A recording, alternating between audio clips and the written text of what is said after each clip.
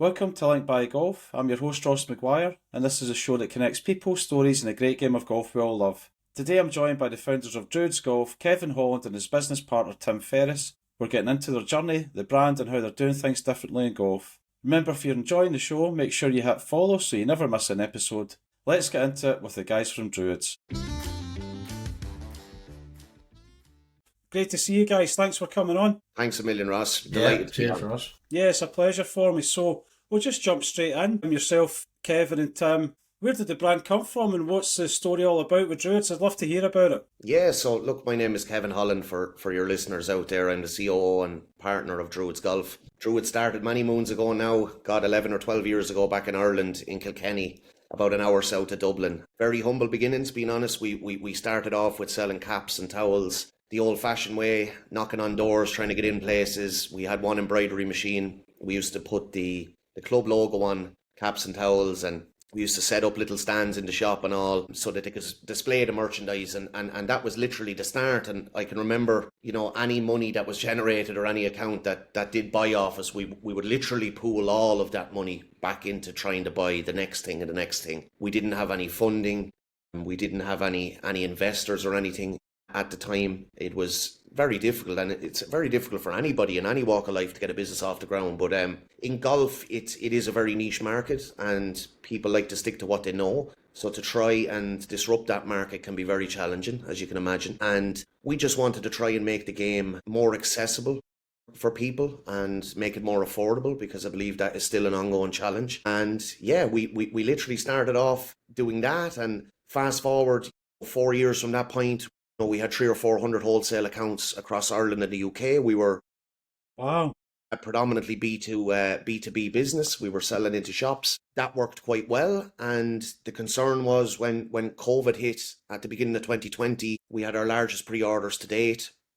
And we had all of this stock sitting in the warehouse, and we're looking at each other going, if we send this product out to shops and the shops close and they don't have money to be able to pay us, which wouldn't be their fault, we would go under. And they are the fine lines. It is as simple as that. We wouldn't have a business. And that's when we made the decision and to take a big jump to go online, which for me personally, I was very much a face-to-face guy, a salesman on the floor. That was very scary for me to try and find ways to sell online. But I suppose it was the best thing that ever happened. It was a challenging period for people in their lives personally and work-wise. But it was actually the making of Druids, and there was a few of them stories out there at that time.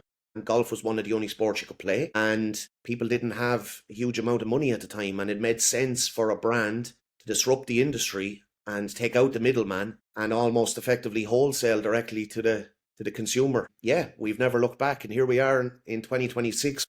170 staff scattered all over the world. We have 3 warehouses. We had a record-breaking year last year of 750,000 orders, and Wow. we just want to keep going. And that's 750,000 orders online. Yes, Yeah. Wow. And is that through Druids? yeah, that's through Druids.com, and I suppose while I'm on this now, we can't thank our customers enough for supporting us. Like it is a cliche thing, and that when people say that, but you can't run a business without these people supporting you. People are familiar with our marketing now and us being aggressive and maybe doing things differently than the traditional way that golf is meant to be marketed or played. But we don't believe in that internally. That's not our culture. We have a saying called the Druids way, and everybody stands by that, and that is to go with our gut. And we think that the people like what we're doing. Yeah, absolutely. And I'm going to embarrass myself here. The name Druids, where did it come from? Is it the area around Druids Glen? There's actually no, and you know what? People Right, I've still embarrassed to this- myself. Brilliant. Yeah, no. People No, still that's to this okay. day, honestly, still said my own accountant. I might send this to him. He still says Druids Glen. Like when I talk to him about something. So there is a good story behind it. I suppose it was originally Druids of Ireland. We were an Irish brand. We were based in Ireland, and this nearly brings us to when Tim joined us. Not too far after that beginning. All of our swing tags were, with the tricolour, with Druids of Ireland. And we realised once we went to the UK and places that if we are going to continue to be global, if you like, we were going to have to not make it so Irish, if you like. It needed to be inclusive to everybody. And not everybody wants to pick up a swing tag with the Irish tricolour and so on and so forth. So we shortened it from Druids of Ireland to Druids.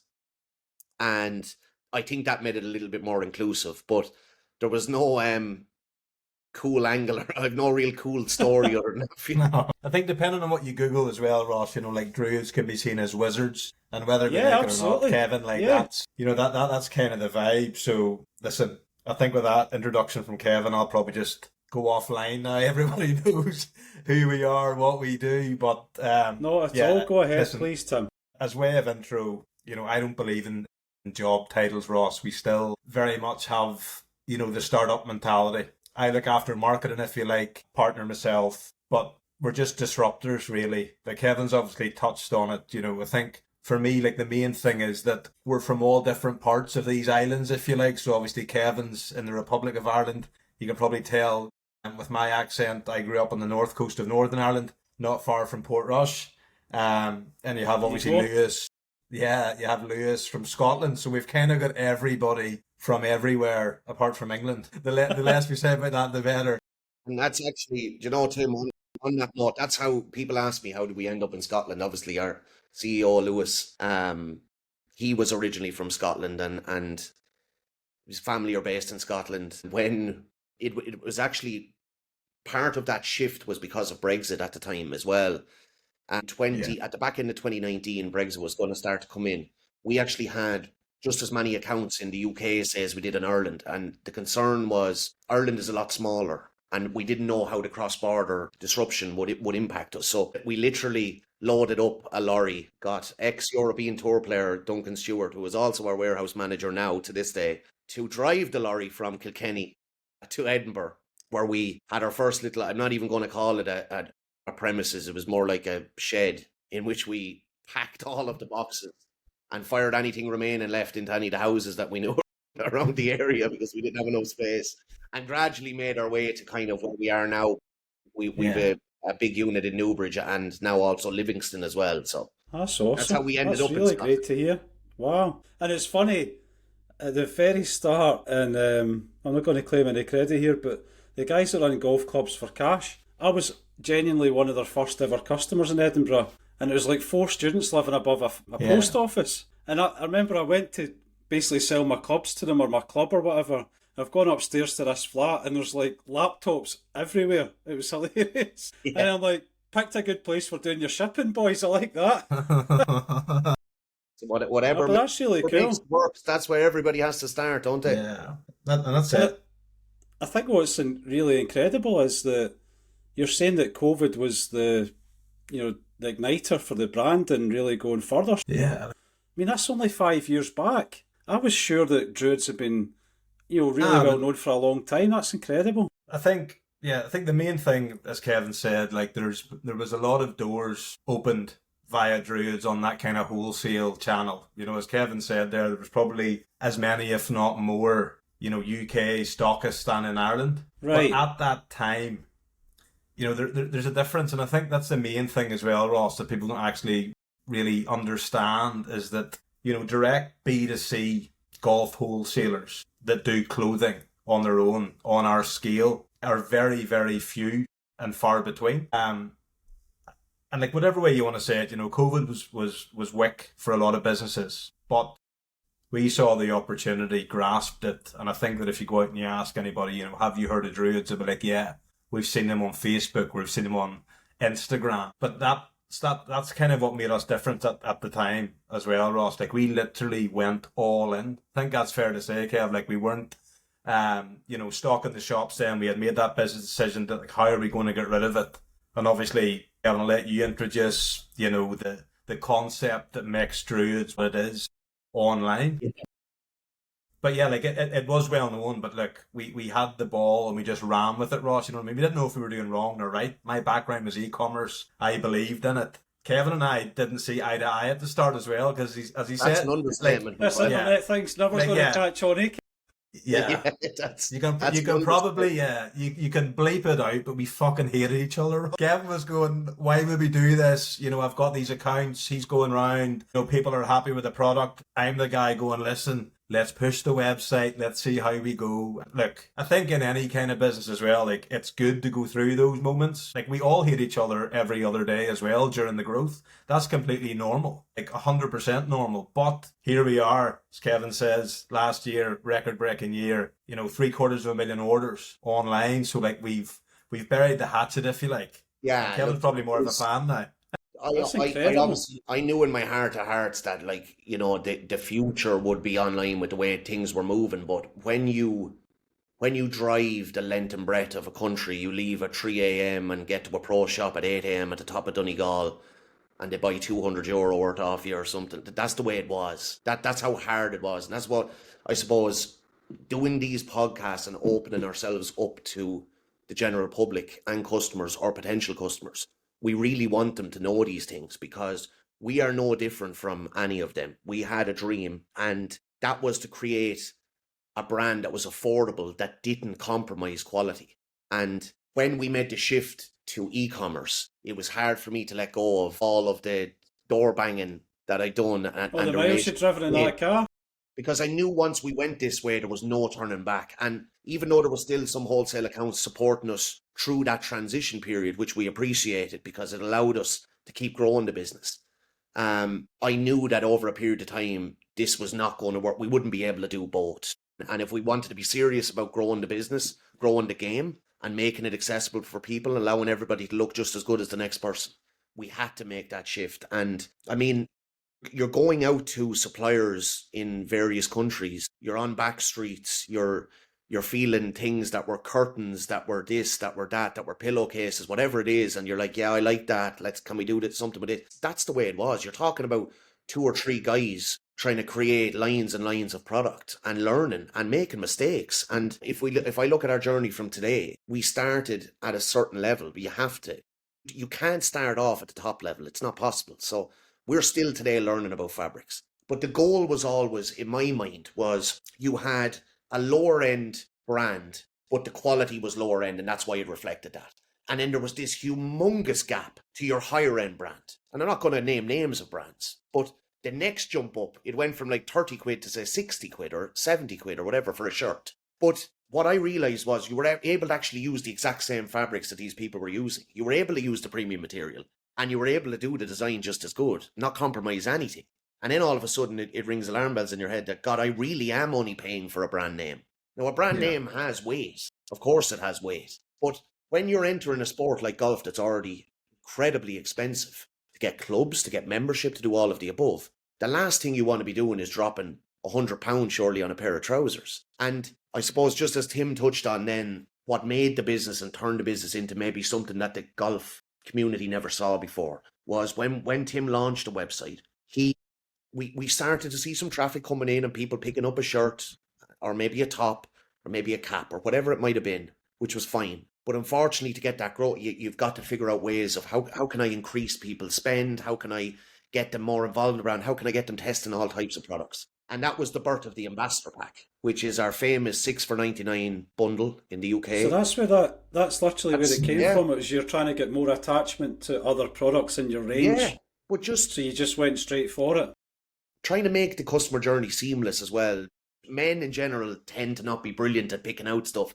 They need their wife or their partner or whatever to maybe suit them and boot them, if you like. So for us, it was creating this bundle builder step where you just choose your jacket, your mid-layer polo, trousers, and then you get your belt and your socks or your cap and your socks or whatever way you want to bespoke it to yourself. And that literally was created on a Sunday. Bedroom stuff, phone calls back and forth, kind of going, what can we do? Tim was then able to create that build for us. And so you guys were, some of these technology, I mean, I've worked in technology around the web and stuff like that for, 25 years.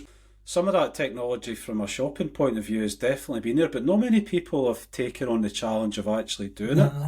They've been quite traditional, and to take men, primarily, right, and try to get them to do that, but you've been really successful with it. I'd love to know, Tim and Kevin, what kind of things you've done to make that successful as you have. I think, you've touched on it there, like a couple of words, is traditional with golf and accessible, which is obviously 2 completely different things. Like, I think the main thing for me in Druids is, right, doesn't matter what level of golf you play, if you're swinging a club, welcome to the club. And I think that's been a big thing for us. And again, not to go back to COVID and the time, but a lot of people, Ross, were thinking, right, let me get into golf. If you think about like traditions of golf, it's, buttoned up polos, your knitwear, having to look the part, maybe feeling uncomfortable, which is fair enough because that's the stereotypes that golf had attached to it. Wear your white socks, depending what golf club you're at, or it might be black socks, so they need to be knee length, they need to be ankle length, and all this kind of nonsense. Yeah, all of that. But if you kind of,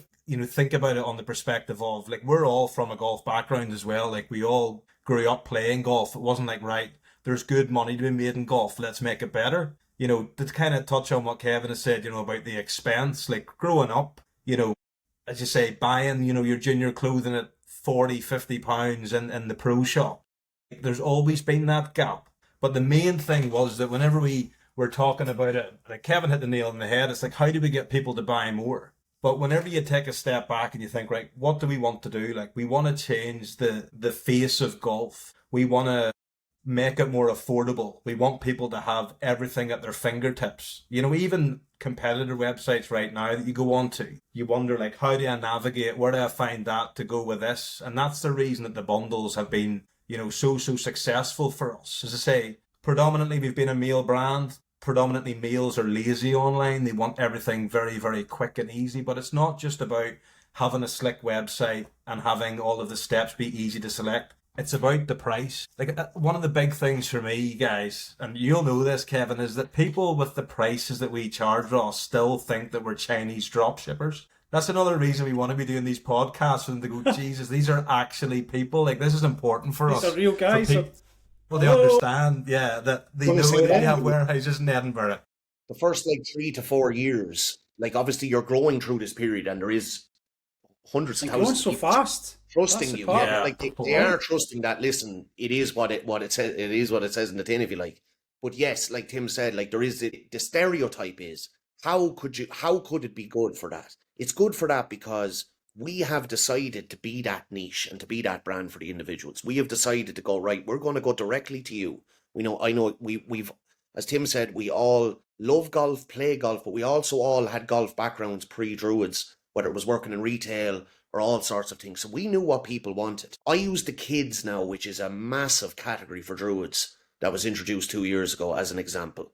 I have 2 little girls. Tim has three boys. I mean, boys more than anything, even their growth spurts are so fast. Now, if you have a 6-year-old or a 7-year-old wanting to play golf and he goes to a shop, and this has nothing to do with people running these shops. This is the brands controlling this because they're controlling the price. They have to charge 50 quid for a shirt for a 6-year-old, a 7-year-old, or 40 quid. It's absolutely insane. And by the way, that polo shirt will be too small for that boy in 6 months' time, or 9 months' time, or 12 months' time. So this is why we even started to introduce kids, ladies, include everybody in this process, because you can go on to druids.com and pick up a kid's polo for £15. And I guarantee you when you get it, you'll be going, hang on a minute, this is actually better than the plain basic one that I could get in the shop, because they don't even have variety for kids because it's a small market, if you like. Well, actually, it's not. It's only small because you're making it small. You're forcing people for it to be small.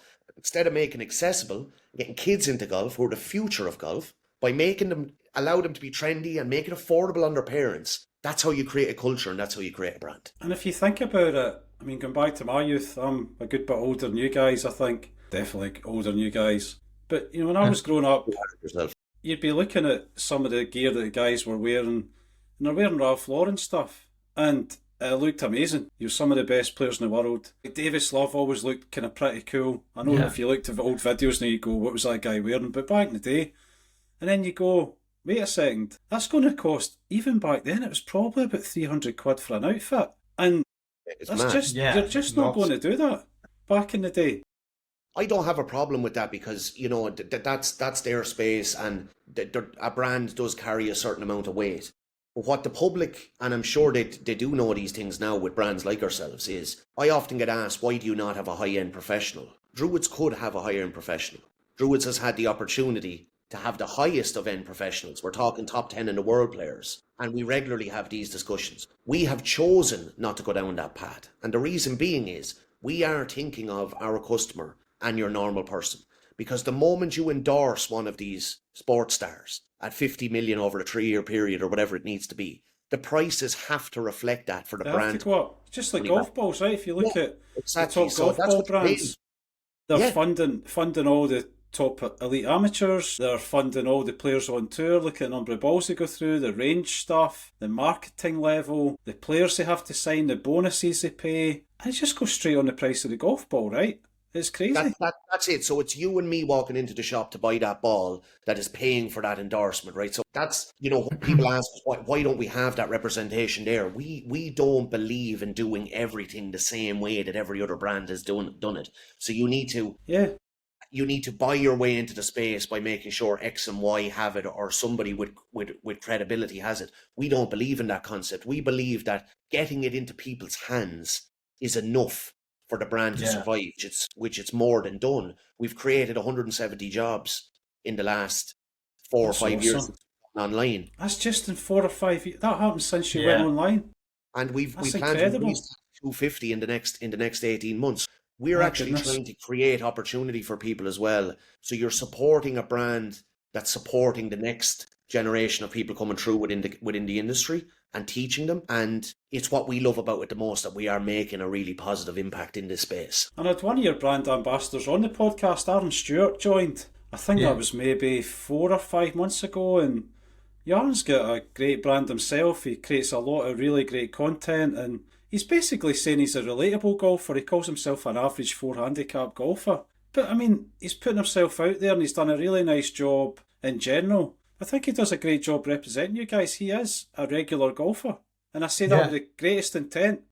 He's a guy who loves golf, goes out and plays, and he loves wearing your brand and representing you. And I think you've embraced that a huge amount with people, and it probably resonates these days a lot more than going to the top superstars and 100%. All of that stuff. It's like, who's the person who's just like me?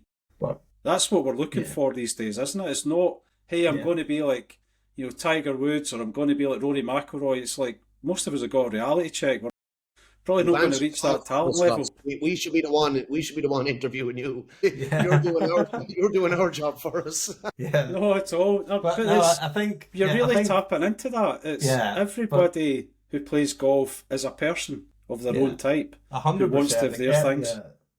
Ross, like, everyone's an ambassador. That's why it's called the ambassador pack. Like, ambassador used to be the thing that, here, we'll pay you to wear the stuff. There's the free stuff. If you want to feel like an ambassador, you can. And I think, whenever you talk about affordable brands, you automatically think of hackers, right? You think of people that don't know how to swing a golf club. They want to go in, they want to buy the most affordable gear because it'll get them by. Like, that's been a major, major thing for us over the last 5-6 years as well. Happily say that people would have said, Druids was a hacker's brand because it's affordable and you can get it directly from us. Here, bring it on. We've now, as you say there, Ross, got ambassadors. Yes, Aaron Stewart, Timmy Jordan, really, really talented, golfer.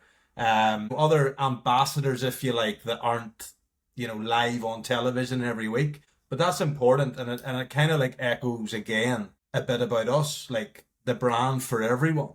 You were saying there about Ralph Lauren and stuff back whenever you were growing up. Like, that was potentially out of reach for a lot of people. Definitely was for me, let me tell you. Yeah, but we love supporting people on their journey as well, Kevin, both in their jobs and, look at the likes of Danny Young right now, who proudly wears Druids. Great guy from Scotland who's now obviously getting his tour starts. Like, he wears Druids, not because we're paying him a fortune. He killed it on the Challenge Tour last year. Exactly. Absolutely brilliant. They're the angles that we prefer. Like, you hit the nail on the head. Our influencers or our promoters need to mirror the exact same messaging that we believe in internally in our culture. And that is that you're going to be a proper brand ambassador for the brand, in terms of you're going to appreciate the product, you're going to do the best you can for the brand. And with that, we will give you our full support and our whole team behind you to do that. And it doesn't always need to be monetary. And this is why we differ completely, because we're not trying to buy our way into the space at all. The customer will speak on behalf of the brand. I've always been a believer of that. And they're doing the talking by supporting us. And that's because they see these relatable individuals wearing it. They don't see your really high-end guy, or your guy that maybe doesn't, or lady who doesn't maybe fit in with realism. if you like. So we try to keep it very much within everybody's compass, if you like. We're all golfers who want to try and improve. We all hit the odd bad shot, more than the odd bad shot. Tim certainly does, yeah. Yeah, look, we do genuinely love what we do, and it is a dream come true for us to be in this situation that we're in now. We still can't quite believe it. Every year we turn into it, we really can't. I think what's really nice is you're creating a community. There's people out there who want to wear your brand, and I love that fact you've called it Ambassador Pack, because you're empowering people to be the ambassadors themselves, rather than feeling like that's always somebody else. It can be them. Yeah. And just think about the kids as well. When you're a wee guy or girl, getting that chance to be the person who's wearing the gear that they've seen, how cool is that? If you're a 10-year-old kid and you go, 100%. oh, here's your golf outfit. Oh, I saw somebody wearing that on Instagram, or I saw it. That's incredible for them. They maybe seen somebody on YouTube, they might have seen some of Aaron's videos, other people that you've got as ambassadors on YouTube or wherever. Yeah. That's going to bring them to you as well. That's really, really fantastic. You know yourself, Ross, from playing golf, like, it's about confidence, right? And I don't want to be all cliche, but like looking good, playing good, like, it does happen and it can help you.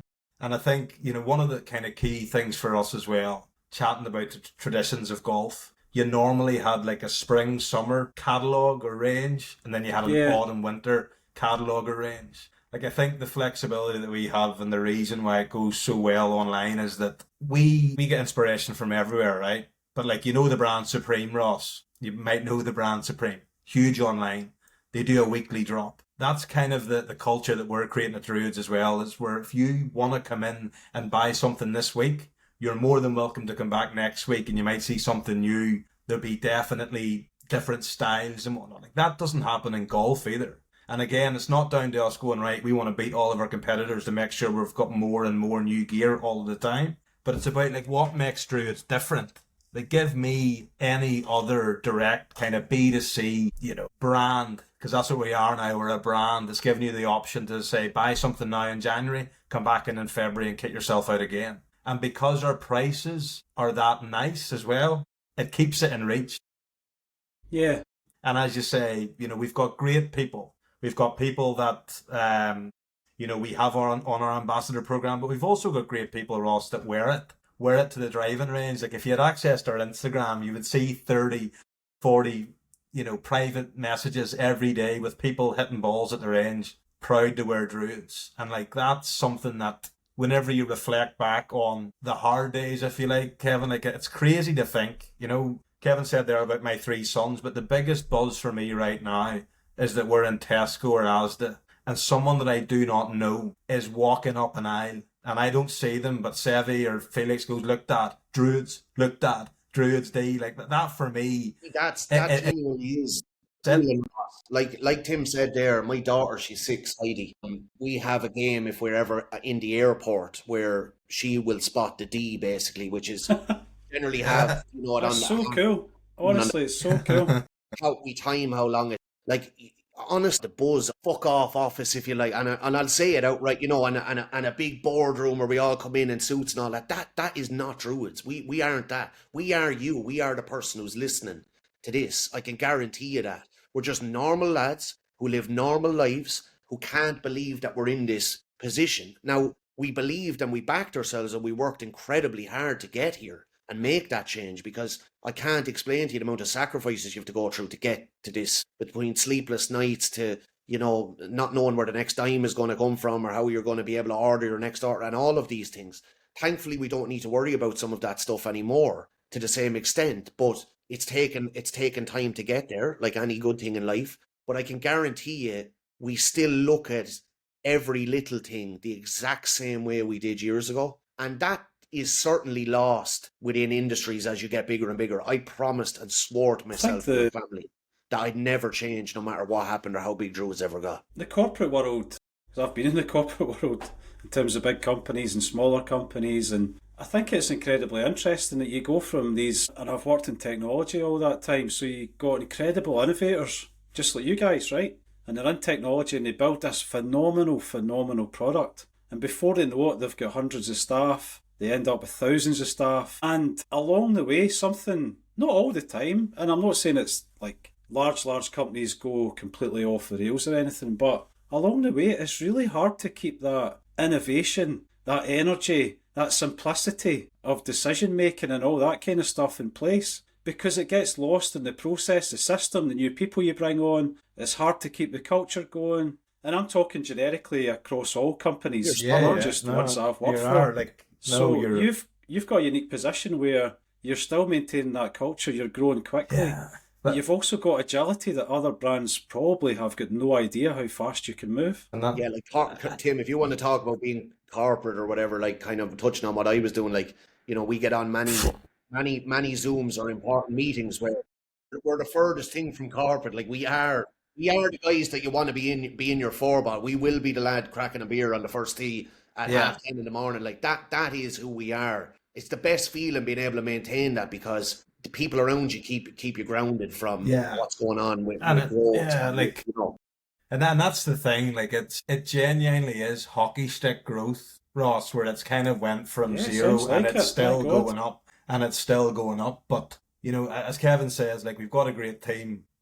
Everybody is valuable to us within our marketing team, within our email team, certainly operationally for yourself over there in Scotland, like that's where the heartbeat of the operation is. But as we say, like we talk all the time, Ross, like we know our stats, and that's as corporate as we get, where we'll look at, what are the sales and how many people are online, that's where it ends, like listening to other podcasts, watching documentaries and things, you kind of go to yourself, like they're making documentaries on these tech startups, music startups, that we're actually on a bigger trajectory, man. We're literally going quicker, we're growing harder and we're growing faster. But as Kevin said, like it's remaining grounded for us is very, very important, where you kind of like being that kind of silent assassin where people don't know you for, founding a brand or being a partner in a brand or pushing a brand like that. That's what's cool. You kind of lose it whenever no disrespect to the world, where it's all about you. The minute that this brand becomes about Kevin, Lewis, or myself being the person that they associate with it, that's where you lose it. Because then people lose a bit of respect for you. It genuinely is, Ross. You wouldn't believe the numbers that we get on first-time customer basis. And that's kind of where you're scratching your head and you're going, you know what? We're doing really, really healthy numbers. Numbers beyond probably our wildest dreams 10 years ago.